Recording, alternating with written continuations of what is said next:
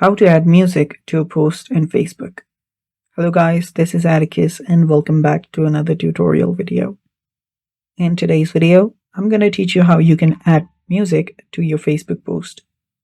So before we begin, if you're new, head down below and hit the subscribe button so you don't miss out on our future videos. Now let's dive right in. First step, open up your Facebook. Locate the app and then open it up. After you open it up, you can then head over to your profile directly. If you don't know how, you can head over to the profile icon that should be available on the top of your Facebook. And there we go.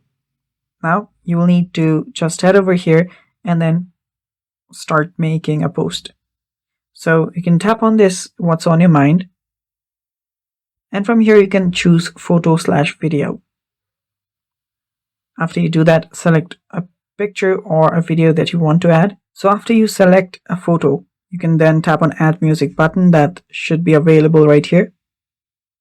Tap on it. Then select the music that you want to add. Then after you tap on the done button, you can then press on post. You can also notice the music that should be right below your name on the top there. And the post should start being uploaded. And you will have added the music.